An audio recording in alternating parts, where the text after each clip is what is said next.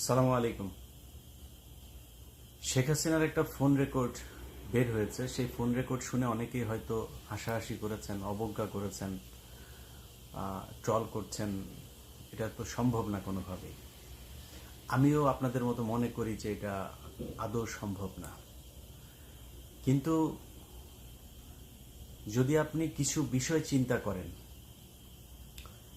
ধরেন সবশেষ ডিসি নিয়োগ, সচিবালয়ে এই নিয়োগ নিয়ে হাতাহাতি মারামারি, আলী ইমাম মজুমদারকে নিয়ে যে আলোচনা সমালোচনা যেগুলো চলছে, পুলিশের গুরুত্বপূর্ণ কিছু পদের ভেতরে আপনি র্যাবের ডিজির কথাও যদি চিন্তা করেন, যে এই মনিরুল এবং বেনজির এই খুনিদের সাথে যার চরম সখ্যতা ছিল, সে র্যাবের ডিজি, তারা আবার 1 বছরের জন্য ইয়েও বাড়ানো হচ্ছে। তো এইসব বিষয়গুলো যদি আপনি দেখেন, তার সাথে শেখ হাসিনা গত 15 বছরে যে লুটপাট সে আর তার পরিবারের লোকজন করেছে, সে লুটপাটে তো বাংলাদেশের রিজার্ভ এখন বলা হচ্ছে $20 বিলিয়ন। এই 20 বিলিয়নের কত গুণ যে শেখ হাসিনার তার পরিবারের কাছে আছে, সেটা আপনারা সহজেই অনুমান করতে পারেন। এক, যেই পারমাণবিক যে বিদ্যুৎ কেন্দ্র, সেইখান থেকেই তারা খেয়ে দিয়েছে $5 বিলিয়ন। এবার কত বিলিয়ন ডলারের মালিক তারা এই কয় বছর হয়েছে সেটা একটু চিন্তা করে দেখেন। সো এই যে টাকা পয়সা, এই টাকা পয়সা দিয়ে তো সব সময় তারা চেষ্টা করেই যাবে। শেখ হাসিনা দেখেন, ওর তো শয়তানও মনে হয় মাঝে মধ্যে কিছুক্ষণের বিশ্রাম নেই যে আমি একটু শয়তানি বন্ধ করি, সারা জীবন করছি আবার সারা জীবন করব। ওর তো সেটা বন্ধ থাকে না। ওর মাথায় থাকে যে আর কয়দিন বাঁচবো, যেই কয়দিন বাঁচি শয়তানি যা আছে ভেতরে সব দিয়ে শেষ করে যাইতে হবে। সো এই যে শয়তানের সারাটা ক্ষণ যে শয়তানি চলতে থাকে, এটা কার্যকর করার জন্য সেই টাকাও তো তার হাতে আছে।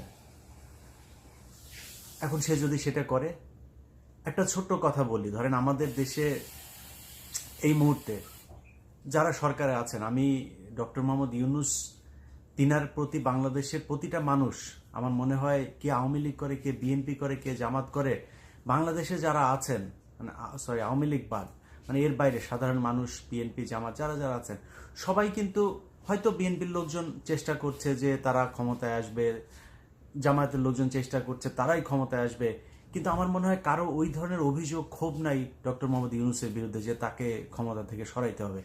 তার প্রতি একটা বিশ্বাস মানুষের আছে। কিন্তু একটা দেশ, বিশাল একটা দেশ পরিচালনা করতে হলে শুধু ডক্টর মোহাম্মদ ইউনুস একার পক্ষে তো সম্ভব না। যারা তার আশপাশে আছেন, এক একজনের বিরুদ্ধে এক এক ধরনের কথাবার্তা, এরই মধ্যে নানান বিতর্ক শুরু হয়েছে। এই যে বিতর্কগুলো হচ্ছে, আপনি চিন্তা করেন যে দেশ পরিচালনা করতে গিয়ে একদম ইমিডিয়েট, যদি আমি আপনাদের যে স্বপ্ন নিয়ে এই দেশটা স্বাধীন হয়েছে এবার সেটা নিয়ে যদি কথা বলি, এখানে সেনাবাহিনীর একটা ধরপাকড় হওয়া প্রয়োজন ছিল, সেটা হয় নাই।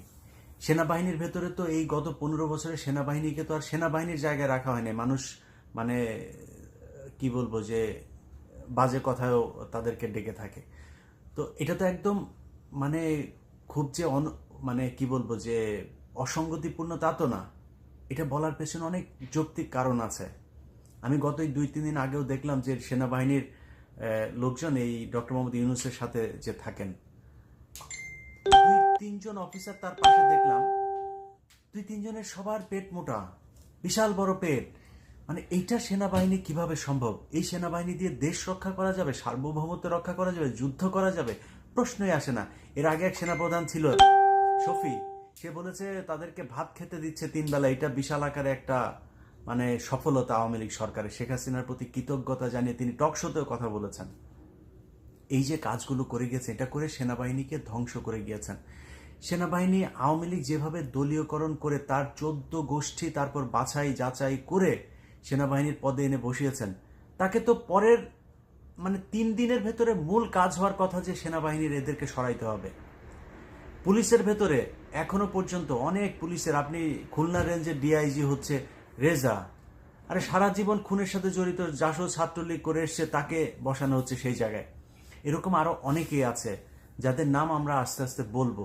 আমি গণমাধ্যমের কথা যদি বলি, দেখেন গণমাধ্যমে আরটিভির আশিকুর রহমান, এই আশিক হচ্ছে পলাচ্ছে, সে 14 অথবা 15 তারিখে তার ফ্লাইট। একটু বলে রাখলাম যে অবশ্যই আশিককে আটকান, তার ব্যাপারে অনেক অভিযোগ আছে।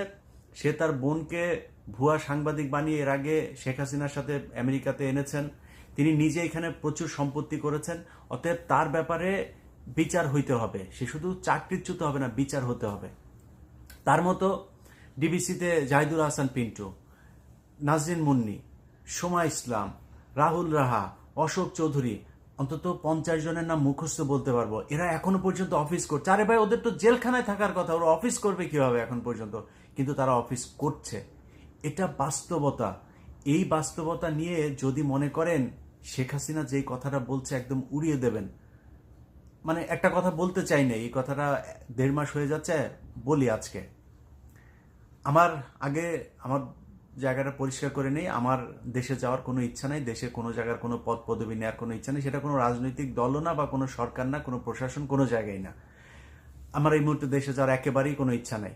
কিন্তু ধরেন আমি বা আমার মতো যারা সোশ্যাল মিডিয়াতে কথা বলেছেন স্বৈরাচার সরকারের বিরুদ্ধে কথা বলতে গিয়ে, আমাদের তো কম কষ্ট সহ্য করতে হয় নাই।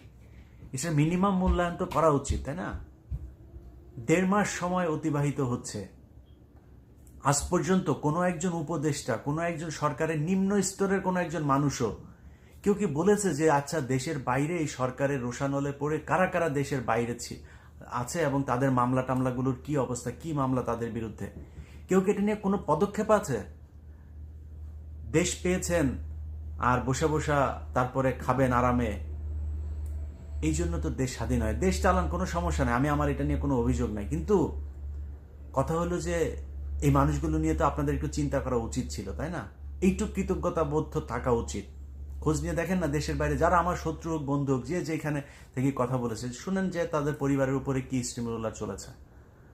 আমার বাসায় যখন রাত 2টা-3টা বাজে বাংলাদেশ সময় যখন এখানে কল করতো, এই সময়টা আমেরিকান সময়ে, আমি যে সময় রেকর্ড করছি, আমেরিকা এখন দুপুর, বাংলাদেশে মধ্যরাত, এই সময়টার পর থেকে 4-5 ঘন্টা ভোর রাত পর্যন্ত যদি কোনো ফোন আসতো, মানে কলিজাটা একদম চিপ দিয়ে ধরতো। কেমন লাগতো সেটা আমি জানি।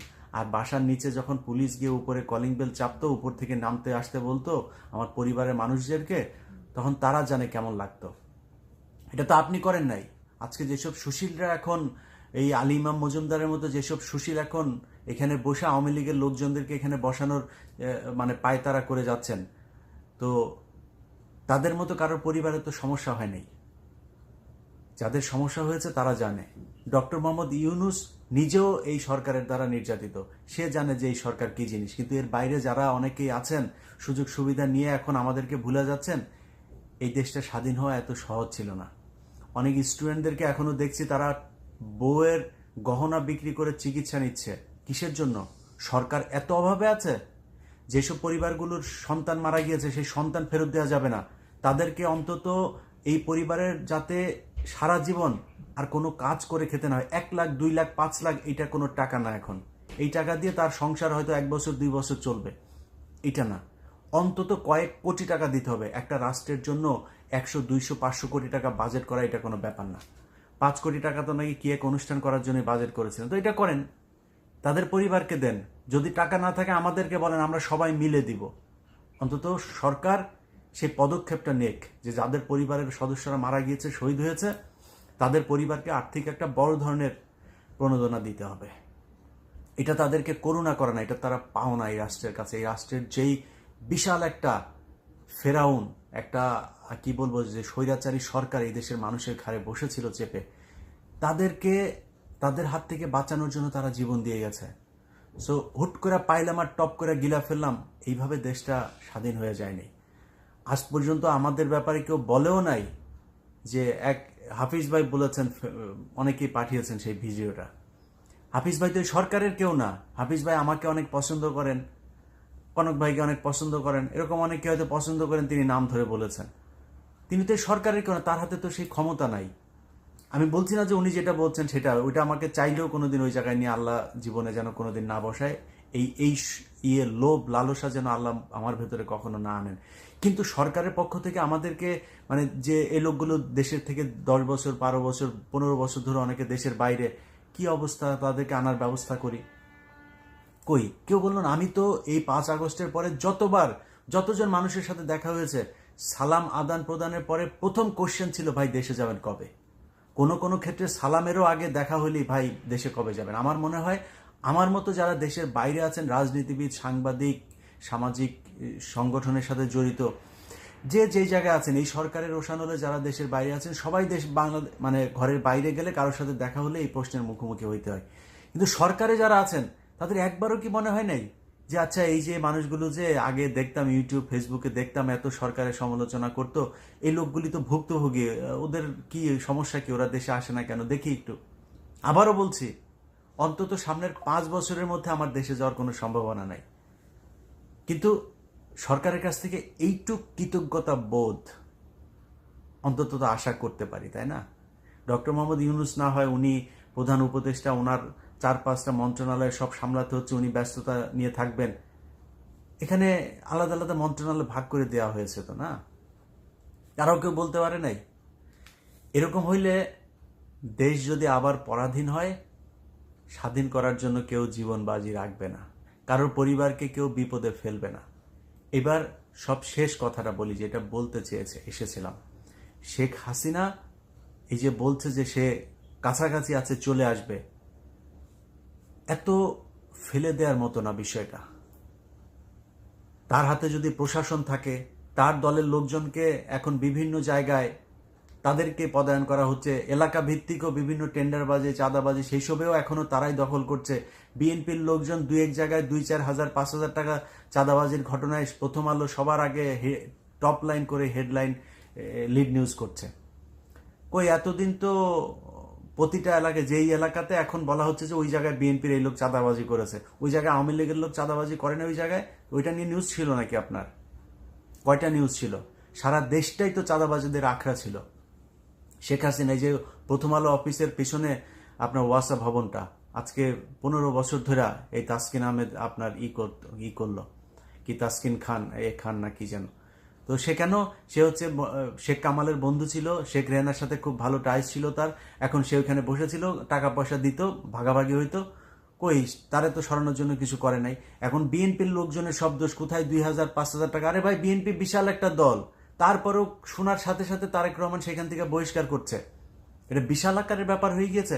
হ্যাঁ, কোথাও যদি হয়ে থাকে আমি সেটাকে ঘৃণা করি, কিন্তু কত পার্সেন্ট? এখনো পর্যন্ত প্রায় সব জায়গাতে, আপনি সরকারি যত জায়গাগুলো আছে সব জায়গাতেই এই আওয়ামী লীগের লোকজন, তাদের, আপনি মিডিয়ার কথা যদি বলি, বা কয়েকজন তারা নাম ভাঙাচ্ছে লন্ডনের সাথে তাদের কোনো সম্পর্কই নাই, তারা আওয়ামী লীগের লোকজনকে বসায় রেখে আপনার টেলিভিশন চালাচ্ছে।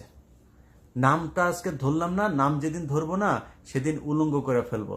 সো বিএনপির নাম দিয়া, তারেক রহমানের নাম দিয়া, তারেক রহমানের লোক, এই নাম দিয়া তারপরে আওয়ামী লীগের লোকের বসায় বসায় খাবেন, আপনাদেরকে বলবো এরা তারেক রহমানের কেউ না। আমি দায়িত্ব নিয়ে তারপরে বলছি যে তারেক রহমান তাদেরকে কোথাও পাঠায় নাই, কোনো গণমাধ্যম দখল করার জন্য একজনকেও পাঠায় নাই। যাবে, হাত পা ভেঙে দিবেন।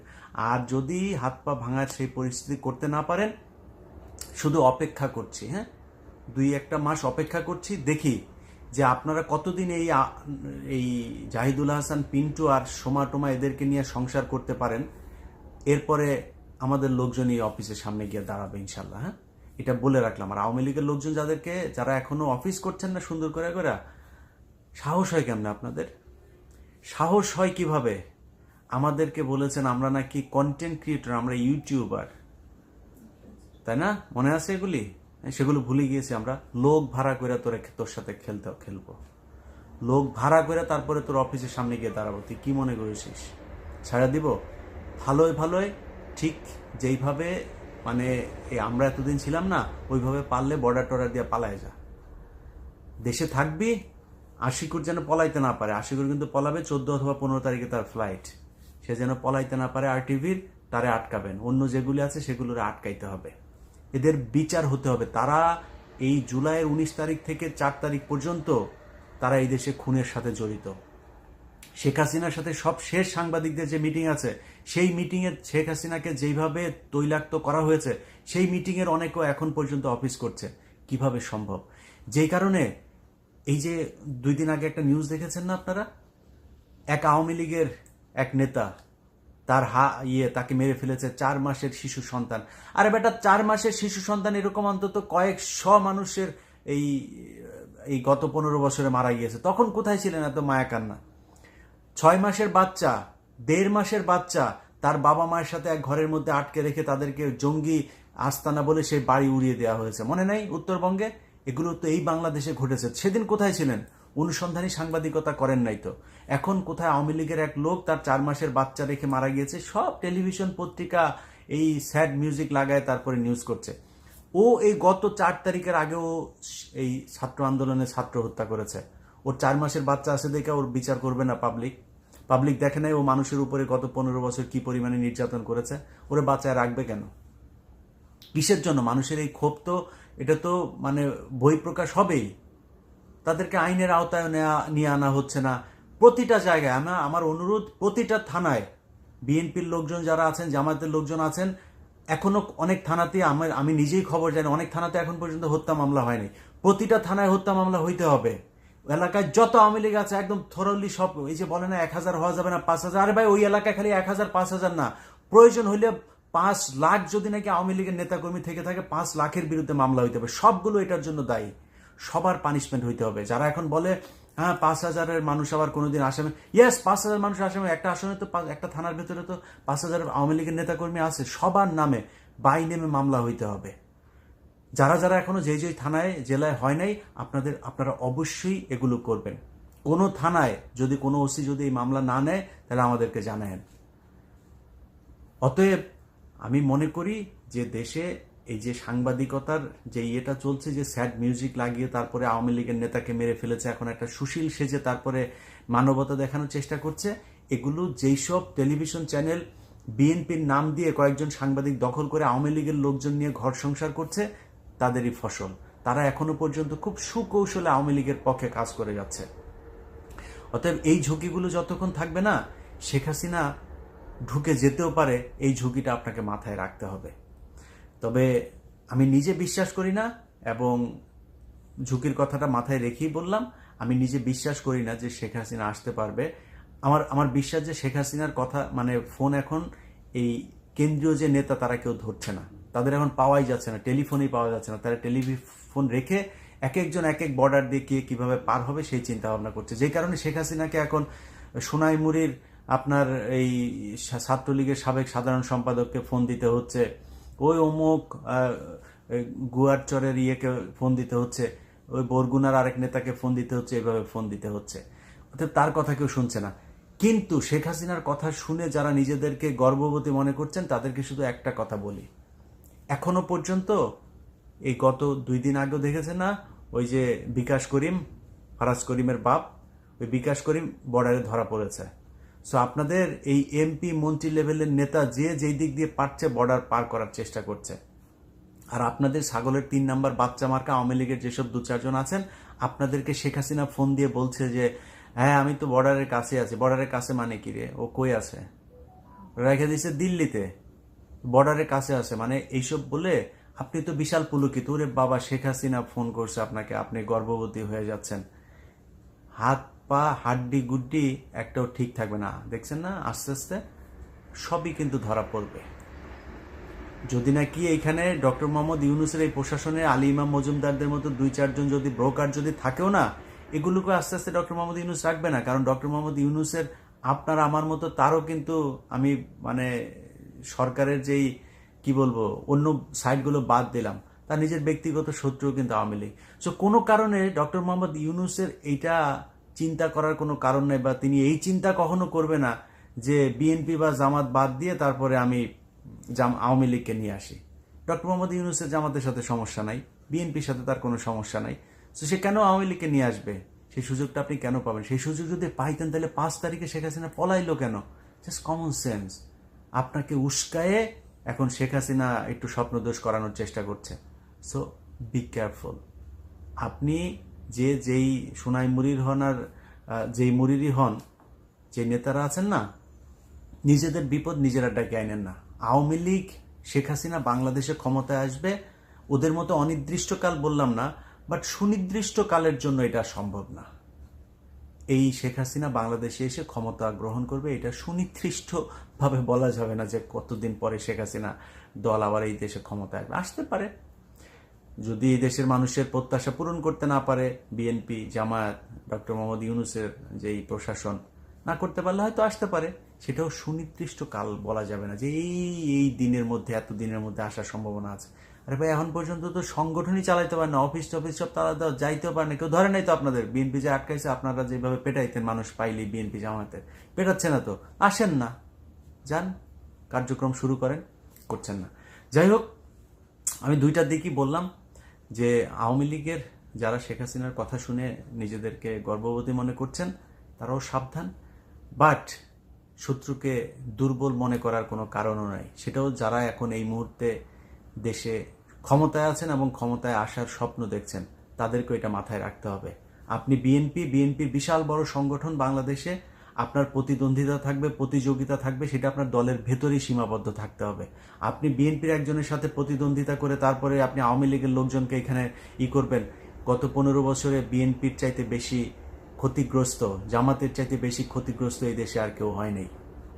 অতএব আপনাকেই সেটা বুঝতে হবে যে আওয়ামী লীগকে আবার ছোবল দেওয়ার জন্য তারা এখন যতই মুখে মুখে আপনার দলের লোক বলে আপনার এখানে ঢোকার চেষ্টা করুক, খুব সাবধান।